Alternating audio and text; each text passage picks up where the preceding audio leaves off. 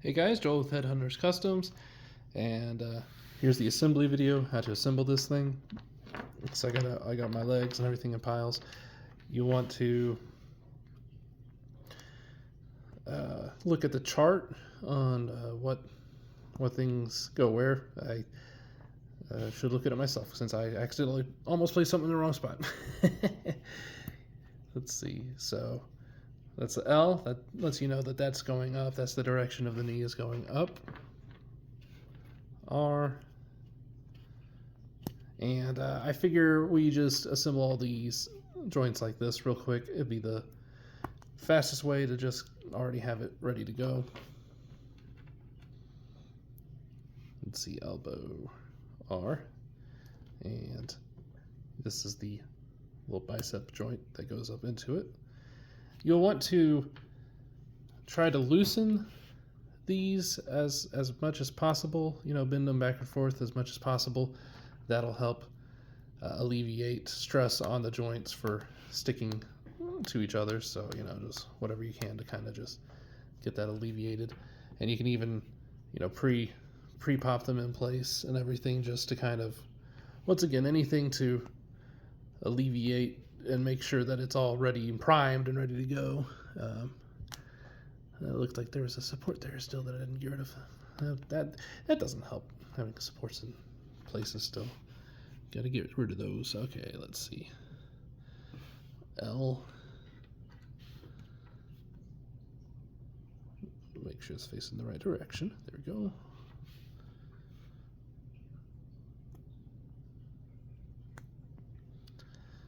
Okay, and let's see, that's all good there. And as I said, if you wanted to just quickly pop some things in, verify that the pop and everything is gonna be good and work. All right, let's go ahead and start with the chest. I find the easiest method is to put the back in first, or put it into the back first. This is a little bit tricky, lining up all these pegs and everything, but you just try to, if you keep it straight on, it should go pretty simple, just like that. The neck, this one I assembled in advance because you do need to heat it up with like a blow dryer or something in order to get that into it. So that there wasn't really most of this is unheated right now. I needed this to be heated. I don't need your heads to be pulling off the ball pegs. That's all there is to it. There's a head sleeve you'll print and flex, and you'll just kind of put it on the neck, and then put it in the head into it, and it'll be super nice and super snug, and maybe too snug, too nice. If you don't want to use it, you don't have to. You can just use tack, but it's my fun invention I use on everything, and we can give everything kind of a twirl once again, just to kind of get things moving there. Okay, so we got that. Let's go ahead. Let's just finish the torso.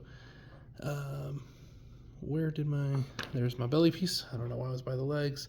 So have this bit goes by the belly button, as you can kind of see.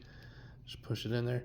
Hold your thumb there to support it, and then you press it in place. And now you got your awesome ab crunch. Okay. I'm going to do the shoulder, and we're just going to start the right arm. Doesn't really super matter. Shoulder, bicep, and once again, you always kind of want to make sure to push and stabilize these things. And you push that, and you'll hear a popping click sound, and you can give it a tug just to make sure that you popped it in there right. Everything is labeled. If I haven't said that yet, you might have a hard time seeing it, but everything is labeled. L or R. The other stuff is not labeled, but it's pretty unique shapes, so you shouldn't get too confused with that. And then we're gonna push. Maybe easier if I use a hand to kind of help. Okay, I didn't really feel it do the pop thing, but it's staying in there, so I think that's good.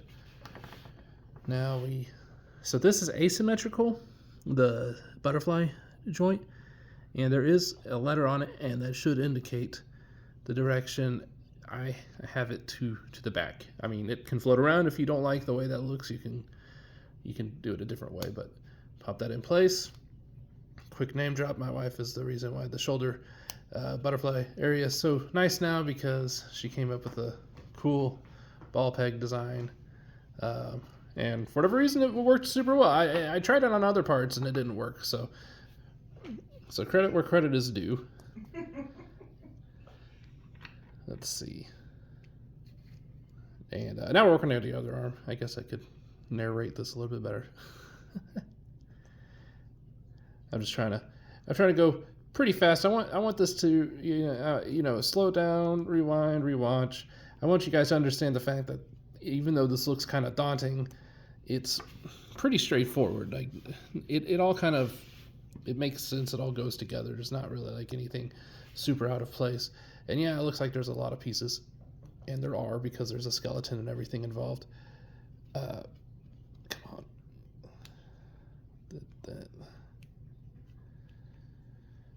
Anyway, there are a lot of pieces, but it's all intuitive. Everything is to make your life easier. After you build it.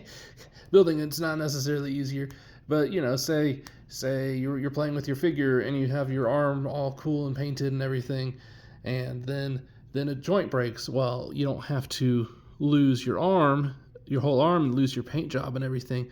Now you just pop out the joints and replace the joint, because joints break even on Hasbro figures. The joints break on anything. So it's an inevitable. I feel like we do everything we can to stop it. But at least if it does happen, then you're not losing a paint job. So that's the idea. So there's this, it's like a rocking waist joint, and you just kind of put it underneath, and I did it easier a second before I was explaining how to do it. That's how it always is. There you go. So make sure it's like sitting in there, and I just hold it like this to kind of keep it from rocking while I install it. And now that's installed. Okay, halfway done, and 7 minutes in, but hopefully the rest goes faster. I don't know. I'm also talking, so you won't be talking while you do this. Hopefully you won't, because you might get confused. Okay, so looking for that R, and this is the hip joint, and you just kind of double check nothing's in the way as you push it in and stare at it, trying to figure out why it's not going faster. Push this in, and oh, that was a very satisfying pop. So we're gonna loosen it. The more loose these are, as I said, if these aren't loose, you will be popping arms and legs off of the thing. That's just how physics works. So make sure that's loose. This part, I noticed it can be a little bit tricky lining it up. Let's see.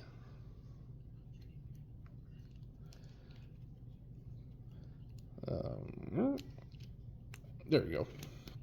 Didn't take too long. So lined up, put in leg. So leg is complete. Now you just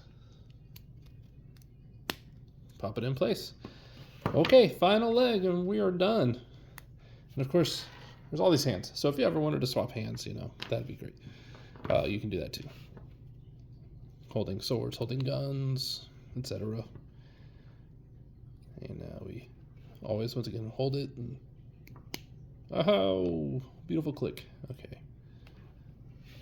Make sure I find my ankle joint. And we're going to find it, and I'm probably going to have to redesign something here so this is easier to find. But there we go. Foot in.